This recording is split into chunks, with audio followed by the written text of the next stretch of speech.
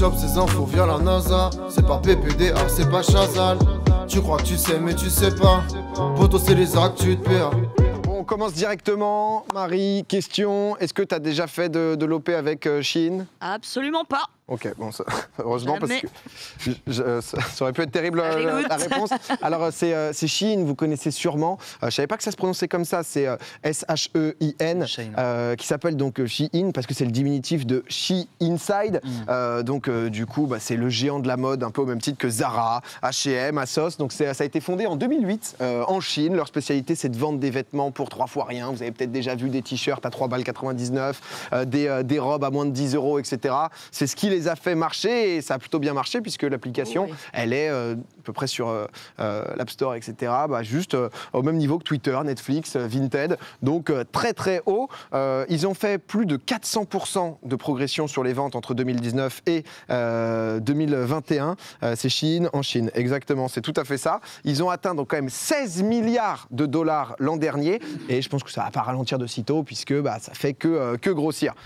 Ils ont aussi une grosse présence sur les réseaux sociaux. Donc ils mettent, vous avez sûrement vu, hein, les publicités en masse. Ils ont désormais 23 millions ou 24 millions d'abonnés sur Instagram. Dès que tu visites une fois le site, tu es sûr que par les cookies et tout, tu te fais retracer. Tu as des petites pubs de boum, un petit calbar à 45 centimes. Clac, il est pour toi celui-là. Ça part. Et j'ai trouvé, moi j'aime bien les chiffres, donc souvent je vous arrose avec ça. Il y a carrément, donc, c'est sur Bloomberg qu'on a trouvé ça, une comparaison de la puissance de Shein par rapport un peu aux autres entreprises de la fast fashion. Et c'est quand même assez impressionnant puisqu'ils sont valorisés à 100 milliards de dollars. C'est autant que SpaceX, quand même. Juste pour que vous compreniez un peu les enjeux. Donc il y a H&M, Hensen Maurice, donc c'est je crois 23 milliards. Uniqlo, c'est un tout petit peu plus, c'est 53 milliards. Zara, c'est 69 milliards. Pour se rendre compte un peu c'est plus que Uniqlo et H&M réunis en termes de valorisation, donc c'est... On les a pas vus venir. Non, mais je trouve que c'est bien dit. Tu vois, ils sont arrivés comme ça à base de petites pubs par-ci par-là. C'est vrai que 2008, moi, ça m'avait un peu choqué parce que j'étais en mode qu'est-ce qui se passe.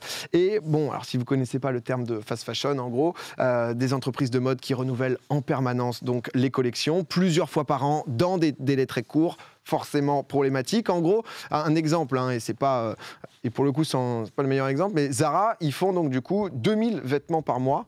Vous pensez combien Shein, ils en font par jour de vêtements? De nouveaux vêtements qui arrivent justement en permanence sur le site, etc. Vous pouvez proposer. Zara, c'est à peu près 2000 par mois. 15 000, allez, je me lance. 15 000 par jour? Par jour, ouais. C'est beaucoup quand même. Je suis peut-être allé un peu. 1000 nouvelles références par jour. Moi, je dirais 6 000 par jour. Entre 4 et 6, je dirais 6. Allez, 6 000 par jour. C'est un tout pile. C'est pas le jeu de ce soir, mais c'est un tout pile. Félicitations, Marie. 6 000 nouvelles pièces. Hein. Donc, quand on dit nouvelles pièces, c'est pas ils ont sorti un t-shirt et ils le font 5000 fois. C'est 6000 nouvelles références. Donc, nouveau style de t-shirt avec des... par jour. Par jour. Non, mais c'est 100 milliards. Si tu veux, quand tu vois H&M, c'est 4 fois H&M en valorisation. C'est-à-dire il y a 180 000 nouvelles références par mois sur le site. Ah ouais. Là, tu vois un peu qu'on les entendait pas trop. Et c'est vrai qu'avec le confinement, 2019 commence à péter. Donc, du coup, les revenus de Shein, je vois dans le chat des what the fuck, boycott, c'est nimp. Honnêtement, c'est clairement ça. Parce que un peu dans le même modèle qu'Amazon, c'est un peu la marketplace des vendeurs. Eux, en gros, ils n'ont pas d'usine. C'est que de la sous-traitance de milliers d'ateliers un peu partout en Chine. Ils vont naturellement, donc là, on voit un atelier en l'occurrence, vers les ateliers, les fournisseurs les moins chers, qui derrière, niveau matériaux, etc., ils s'en soucient pas trop. Zara, par exemple, ils utilisent des grosses usines. Encore une fois, hein, c'est pas le meilleur exemple puisque Zara, ils sont dans la liste des entreprises exploitant les Ouïghours. Donc clairement, on n'est pas en mode Chine, c'est terrible. Par contre, Zara, regardez. Mais Zara, c'est terrible, et Chine, c'est encore en dessous, c'est un peu plus l'idée. Et en fait, c'est que des petits ateliers de souvent moins de 100 employés. Ça regarde pas trop la qualité. Et justement, en fait, il y a l'équivalent de France Info au Canada, ça s'appelle CBC ou CBC. En fonction un peu de la prononciation. Ils ont mené une enquête pour savoir un peu c'est quoi les composants dangereux en fait dans les vêtements. Et le résultat, c'est qu'un produit sur 5, il contient plus d'éléments nocifs donc, que la limite légale prévoit. Donc, tu achètes un t-shirt, tu te dis, bon, au pire, c'est la fast fashion, donc le truc, il va, si t'en fous un peu environnement et tout, il va être vite jeté et tout. Mais en plus, il y a des vrais problèmes. Et ce qu'on voit là aussi, c'est que la veste, là, qui a acheté donc du coup 23 $, elle contient 20 fois trop de plomb. Et c'est pour enfants. Hein. Ah c'est qualité plus que zéro. Et encore, comme je dis, quoi, c'est pas que sur l'entretien, c'est juste sur la dangerosité que ça peut. Ça peut générer des maladies de peau, des trucs comme ça. C'est ce qu'il faut dire, quoi. Voilà. C'est exactement ça pour le coup. Donc ouais, derrière, forcément, la fast fashion, c'est un énorme problème dans le monde. De plus en plus, on dit voilà, essayer de consommer responsable quand on peut, de pas acheter en boucle parce que eux, ils ont compris. Hein, avant les collections, c'était printemps, été et tout. Eux, c'est tous les jours, tu as 6000 nouvelles, pas collections, mais nouvelles pièces en tout cas. On estime que 4% de l'eau potable mondiale, elle est consommée par la confection, pour la confection de vêtements et particulièrement, donc du coup, ceux de la fast fashion, c'est beaucoup quand même. Hein. Le truc, c'est que eux, comment ils arrivent à produire autant, à amener autant de nouvelles pièces? En fait, ils ont pas mal percé. Étonnant, mais via TikTok. Donc sur le hashtag donc Shein Haul, c'est un déballage donc du coup de Shein. Il y a plus de 4 milliards de vues quand même sur le hashtag, donc ils donnent des idées. Les gens s'inspirent un peu des influenceuses qui sont parfois ambassadrices de la marque. Et donc le truc, il y a ça, mais ils se servent de TikTok. Il n'y a pas que ça aussi. Il y a un hashtag sur TikTok qui a un peu moins percé, mais qui s'appelle Shein Stole My Design. Ça a 6 millions de vues, donc on voit quand même la différence. Hein. Et en fait, c'est tout simplement toutes les créatrices de contenu, les créateurs de vêtements, en fait, qui se plaignent de A à Z, ça prend tout ce qu'ils peuvent voir et ça récupère. Là, typiquement, le Sharks, c'était la créatrice qui l'avait créé. Boum, il est sur Shein pour 10 fois moins cher en qualité médiocre. Tu penses c'est genre les petits ateliers qui vont faire leur référence du coup dessus, qui font de la veille, qui chopent le 3 idées, qui copient en s'en foutant un petit peu? Je sais pas, je pense que c'est un gros réseau, c'est difficile de savoir exactement. Je pense pas que ça soit que à l'inspi des petits ateliers de 100 personnes et tout. Juste, ça permet peut-être d'avoir justement ces nombre de quantités, c'est qu'ils ont un sourcing monstrueux, entre guillemets. Ouais. Donc du coup, tous les jours, tu as des nouvelles rêves qui peuvent rentrer, etc. Et eux, en boucle, je pense que c'est aussi des réseaux de petits ateliers, de petites usines. Des gens bien, quoi, des gens à connaître. Voilà, au final, tout ça, c'est top. Et c'est vrai que le truc, c'est que j'en parle aussi parce que y a forcément cet avantage économique où tout le monde a quoi à consommer. Ils ne consomment pas pour le plaisir de se dire j'ai un t-shirt en plomb. Ouais. Voilà, c'est mon nouveau truc. Mais parce que y a l'avantage économique et que derrière, eux aussi, ils essayent de toujours redorer leur image. Ils ont fait par exemple des gros événements caritatifs où ils invitent des stars, tu vois, du Katy Perry, du Lil Nas, etc. Donc ça, c'était caritatif pendant le Covid. Où ils essayent toujours de redorer. Ils font aussi des petits événements avec des influenceurs, influenceuses un peu cosy où tu as l'impression que la marque elle est un peu premium, un peu luxe. Mais voilà. Oui, ils essayent en plus. Ah ouais, ils essayent de se donner l'image un peu start-up cool. Donc voilà, je voulais juste vous donner quelques arguments pour dire qu'au final, c'est bien de la merde. Voilà. C'est dit, pour résumer. Si jamais vous ne saviez pas, mais on s'en doutait, mais c'est vrai que j'étais quand même choqué de à quel point c'est big. Tu vois, je savais que c'était utilisé, j'ai jamais personnellement acheté dessus, mais ça marche. Même après, sur le traitement des vêtements, comment ça s'appelle, quand ils font le tissu, tout ça, machin, j'avais même vu des reportages dans certains pays, comme par exemple en Inde ou ailleurs, quand ils en font, derrière, les mecs, très souvent, après bien sûr c'est dans des pays où des fois, dans des ateliers où ils n'ont pas vraiment beaucoup de moyens, donc je te fais même pas du jugement de valeur, mais les bonhommes, derrière, ça part terrain vague et ça brûle. Et... Pas les couilles. Ah ouais, non, ça c'est... Mais bon, c'est assez terrible. On était en Chine, on reste en Chine. Voilà. C'est incroyable. Hein, là, vous allez me dire, mais que se passe-t-il, dis donc ? La transition est parmi nous. Ah voilà, si tu veux ça. Ça a donné hier, quoi. Non, mais je sais pas si vous avez vu, en Chine, il y a un confinement qui a lieu, qui a été mis en place à Shanghai. Les cas de Covid remontent, etc. Les cas de Covid sont au plus haut depuis 2 ans. Je ne vais pas vous expliquer ce qu'est le Covid durant cette deuxième actu, c'est pas l'idée. Mais en gros, il faut savoir que Shanghai, vous le savez, je pense, c'est vraiment une ville monstrueuse, 25 millions d'habitants, sauf que l'agglomération, c'est 70 millions d'habitants. Agglomération quand même assez large, mais c'est les habitants de la France, concrètement, juste pour... Pixel art, faut se défendre si tu veux quand tu es contre Shanghai. Et en fait, donc, ils ont séparé en 2 zones géographiques pour pouvoir faire le confinement. L'est de la ville, il a été confiné donc, du 28 mars au 1er avril. Et l'ouest, il a été confiné donc, du 1er avril à aujourd'hui, normalement. Et ensuite, ils seront déconfinés. Il faut savoir quand même, Shanghai, c'est un enjeu économique énorme. C'est 4% du PIB de la Chine qui est géré donc, là-bas. Les entreprises... elles ont forcément des intérêts, etc. Donc, elles font le maximum pour pouvoir conserver les employés, que ça continue justement à pouvoir venir travailler, etc. Nous, avec le Covid, on a énormément parlé du télétravail. C'est devenu normal. L'an dernier, ça représentait donc 1 salarié sur 5 qui avait minimum un jour de télétravail. Ça a été obligatoire, etc. Ensuite, c'est en fonction des entreprises. Carrément, dans les recherches des annonces en France d'emploi, etc., le télétravail, c'est devenu récurrent ou normal. Maintenant, tout le monde, tu le vois monter de plus en plus. Et ça, c'est que sur une simple année. Donc là où il y a 5 ans, c'est vrai que personne parlait de télétravail. Et là, ça devient de plus en plus une norme. Donc nous, on pousse de plus en plus là-dedans. Les entreprises chinoises, c'est pas trop le mood, quoi. Un peu moins de contrôle, ça les chauffe pas. Vous pensez que c'est quoi l'option proposée, du coup, par les entreprises? Oui, Marie. Dormir sur place. Ah ouais. Bonsoir. Marie, t'es très très forte là sur les questions ce soir. Renseigner là-dessus, oui. En fait, tout simplement, tu télétravailles pas, mais tu vis juste au bureau. Comme ça, comme ça, t'es bien. C'est devenu de plus en plus courant, donc du coup, là-bas, notamment dans le secteur financier. Donc, il y a différents... Sympa en plus. Je veux dire, Alors, il y a différents types alors, d'installations. oui. Différents types d'installations. Je vous ai pas forcément mis la meilleure, donc c'est autorisé, c'est même recommandé. Donc là, c'est du sac de couchage à même le à sol. côté de la poubelle, je dis quand même. Ah oui, Et attention, il faut dormir avec le masque, hein, c'est important quand même. Parce que petite poubelle de bureau, mais il y a aussi donc du coup du matelas gonflable pour un peu plus de confort. Pour 6 en plus. Non mais voilà, tu vas en fonction, tu viens équiper. Il y en a qui sont carrément en total setup. Voilà, il y en a, ils ont vraiment...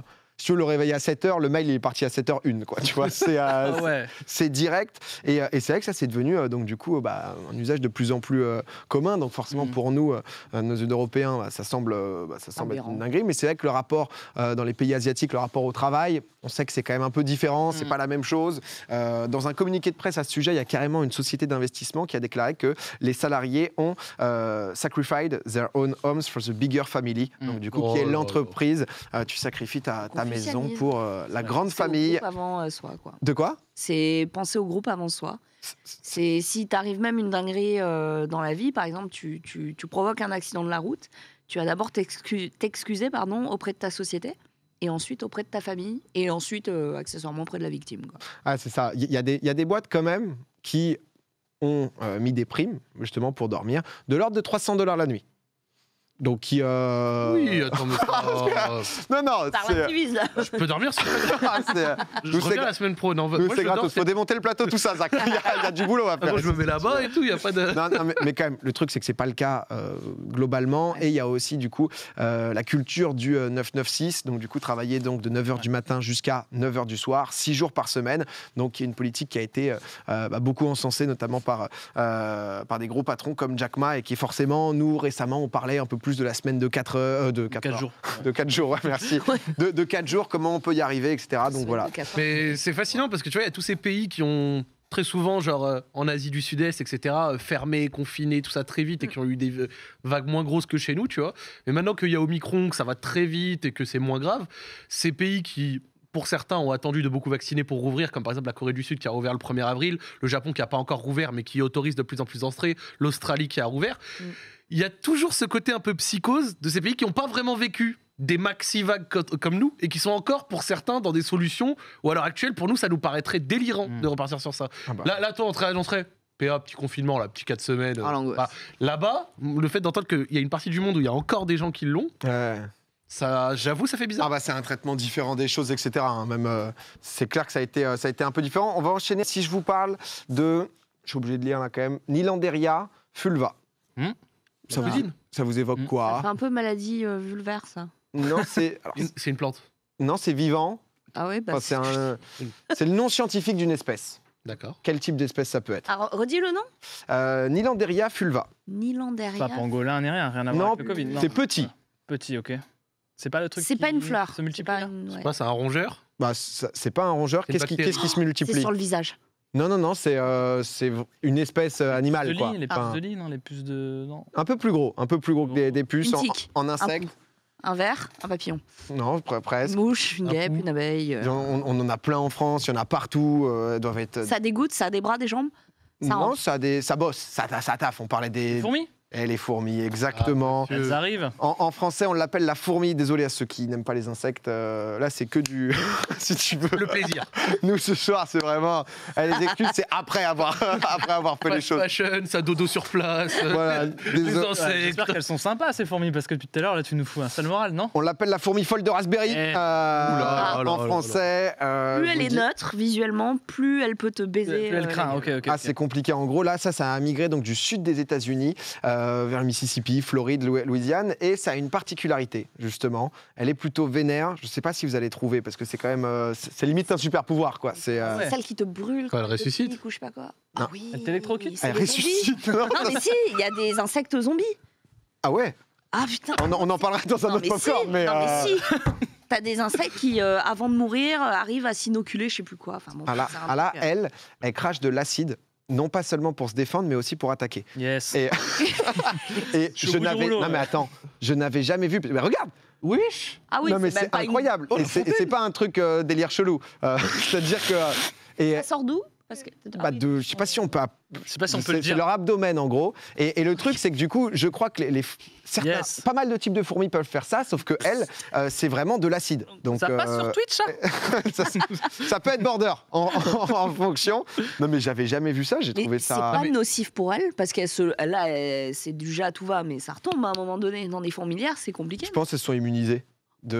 Sinon, ça, c'est la Non, même. mais Après, elles sont tellement que. au Là, pire. ta fourmi, elle arrive en Australie, le paradis là, des animaux chelous, ça les regarde, ça leur dit non mais vous déconnez là. Mais je crois que en fait, le truc, c'est que c'est assez récurrent chez les fourmis de pouvoir, justement. Cracher, c'est ensuite ce que tu craches. Et là, en l'occurrence, elle, c'est hyper toxique, enfin acide en l'occurrence. Et le truc, c'est que donc, du coup, on le sait, les fourmis, tout un délire, les fourmilières, etc. C'est hyper bien organisé. Et en fait, elles forment donc carrément des rivières pour s'attaquer à des proies énormes. Et là, on parle vraiment d'assassinats de chiens, de poules. Il y a même eu des vaches qui. Non, mais c'est un problème. Une vache tuée par des fourmis. Moi, je vous le dis, c'est un problème, ces fourmis. hein. C'est pas ici là. Non, maintenant, non, attends. c'est loin. quoi, ça C'est loin encore. Voilà, c'est loin. Et Tu du disais coup. ça du Covid au début. Hein. Ouais, bah ouais, ça n'arrivera pas Non, non, chez nous. je vous le promets, ça vient pas. Pas de panique, ne cédons pas à la pression. Non, en fait, le truc, c'est qu'elles ne sont pas au bon endroit et elles se sont déplacées à cause justement du climat, etc. D'ailleurs, le troisième rapport du GIEC est sorti. N'hésitez pas à vous informer, c'est important. On avait parlé du deuxième. Et comme ça, j'en parle, mais c'est important. Et donc, du coup, en fait, c'est juste qu'elles sont au mauvais endroit et donc, du coup, elles sont un peu perdues, donc elles savent plus ce qu'elles font et ça part un peu en couille, quoi, si tu veux. Le truc, c'est que donc, du coup, on s'est posé un peu des questions de comment stopper. Il y a déjà eu ça. On avait parlé des lapins en Australie, ça se reproduit énormément, etc. On s'est dit, bon, les Américains, ils vont aller, petit lance-flamme, c'est parti, quoi. Et en fait, la solution est naturelle. Appelez Kameto. Voilà, tout simplement. Bah, je gérerai le tout. Il envoie dans les scientifiques qui ont découvert un champignon qui les stoppe enfin dans leur folie meurtrière. Donc ils sont en train de voir comment ils peuvent gérer ça justement. Mais c'est un vrai problème, on en parle de temps en temps. J'avais parlé aussi, alors c'est différent, mais des singes aussi en Inde. C'était un autre cas, mais il y avait les hippopotames en Amérique du Sud. Mais ça, c'était à cause de Pablo Escobar. Donc c'est un autre sujet, quoi. Et Mais, les singes blindés au sucre. Les non, mais tigres c'est ça, aussi, là, qui étaient à l'orée de la forêt. Ah, mais- Les panthères. Qu'est-ce que tu Ouais, fais, c'était- non, mais parfois il y a des problèmes. Léopard. C'est vrai mais j'avais jamais vu les fourmis cracher de l'acide. Bah, Non mais surtout si elles sont capables de canner une vache. Ah bah après il faut, enfin tu vois c'est, Non mais t'imagines tu vois c'est pas genre un petit pchit en mode oh merde, oh non la vache, oh non. Oui, c'est qu'elles sont le des taf milliers. d'équipe Ah pour bah, aller devant la vache.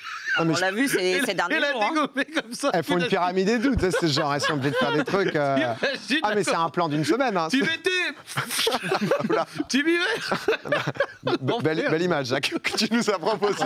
il y a eu des sons aussi. Enfin, j'étais au plus du fou là. J'y étais là. L'enfer. Ah honnêtement il y avait un peu de tout quoi. Mais en tout On est comme ça. On est comme ça, putain. ah les fourmis là c'est. Attendez excusez-moi. T'as une bonne actu positive ou pas là? Non c'est fini. J'ai le Que de la cafard. merde. La seule actu positive c'est que c'est terminé. Voilà mes actus. Mais C'est terrible. bon voilà, ça fait toujours plaisir. Non, je me suis dit j'allais en parler. J'ai découvert ça, je me suis dit que les gens comme moi devaient savoir. Je conseille le livre Les fourmis de Bernard Weber pour ceux que ça intéresse. Giga livre. T'es corrigé, pardon. C'est Weber. T'as dit Ah Weber. pardon. Weber est un sociologue, Weber est un. Voilà, je me la pète. Non mais c'était bien. Il a raison, il a raison. Ouais, t'as tout à fait- Vous l'avez lu, Marie Moi, je l'ai lu au lycée. Ok. les fourmis. Un petit mot de tir. C'est un trilogie, petit livre, hein, ça se lit très rapidement. Quoi. Il y a 3 livres. Ce qui est stylé, c'est que chaque livre a un genre différent. Il y en a un, c'est un peu un polar. Il y en a un, c'est plus un livre d'aventure. On suit. Il y en a un, on est dans la tête de la fourmi. L'autre, on est dans la tête de. Enfin, c'est une trilogie qui est vraiment intéressante. Voilà. Sympa. Bon, écoutez, si jamais vous nous direz, mais c'est vrai que Weber, c'est le barbuck aussi. Ouais, c'est ça. Il y a plusieurs. Je suis calé, quoi. Si tu veux, moi, en tout cas, ça me connaît.